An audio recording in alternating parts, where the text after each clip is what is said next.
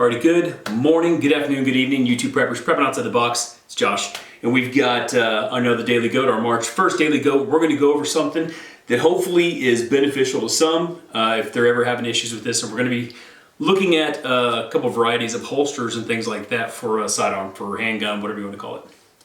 But anyways, I've laid out a few of the ones that I have so we can go over it real quick.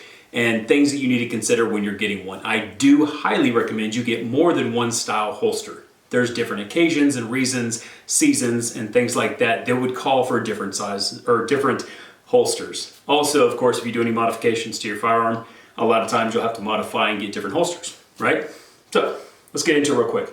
Some of the ones I've laid out, obviously, like I said, different seasons, different reasons. A real quick one. Everyone knows something like this. It's a paddle holster, right?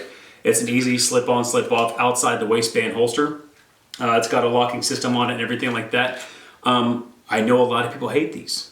I don't mind it. I've done training with this and things, and I don't have an issue with this. And sometimes this would be my go-to if I'm going to be carrying outside the waistband, right? If I don't need it to be concealed as much, and I'm not worried about printing. And printing again is, well, not again, but printing is when that firearm is showing through your clothing, right? You can kind of see that outline. It's called printing. Another one, I'll bring up two of these.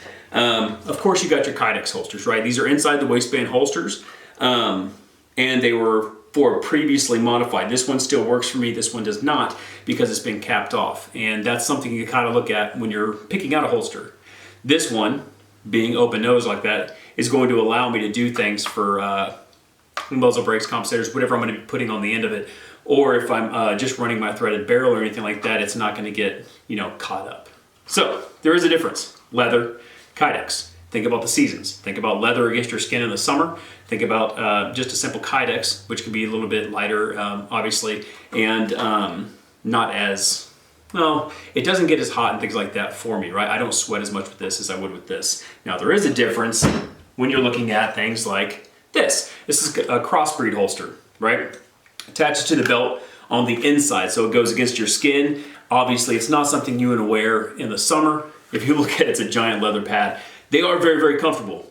And obviously, you could do modifications and things like that for a lot of different things and not worry about having to upgrade and change a lot. They're great, not good in the summer. Another thing you got to consider, like I said, think about the season, think about the reason. A good reason I say, think about the reason, is a shoulder holster, right?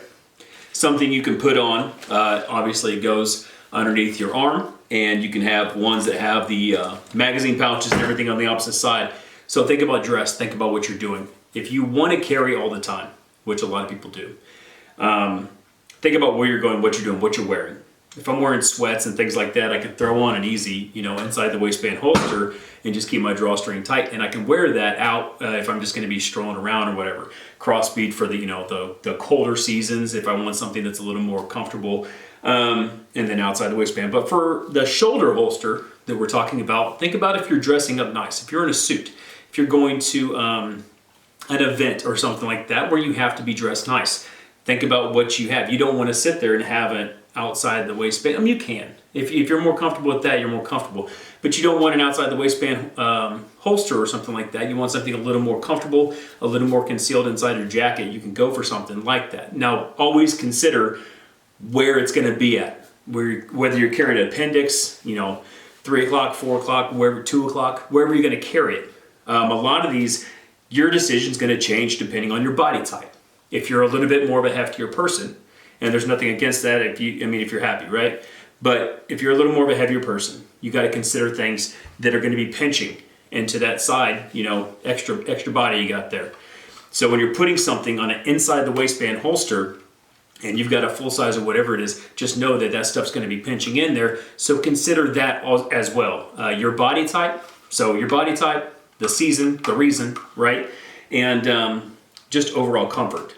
I do, if I'm ever going to be in a suit, I usually wear something like the shoulder holster, just because it's more comfortable. Again, like I said, consider where it's going to be at. If it's up here, it's aiming.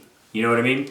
So there's a lot of reasons, and I know people will hate this, but I might not necessarily carry in condition 1. It might be a condition 3.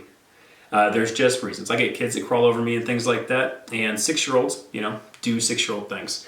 Anyways, I just want to go over that. Think about that. When you're picking out a holster, you've got season, reason, occasion, what you're dressed like, and comfort levels and all that kind of stuff, and your body type.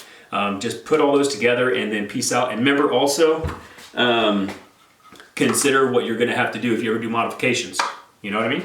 Anyways, I will be going live tonight. We got Rip Curl on there. We're doing a little gun talk Monday, right? A little mandatory Monday with Rip Curl. And we're going to be talking 22 shotguns for home defense. We're going to be talking bullpups and some regular platforms and things like that. Pros and cons, whatever you want to say. And it should be a good time. But that's 7 p.m. Central Standard Time. And I will see you all then.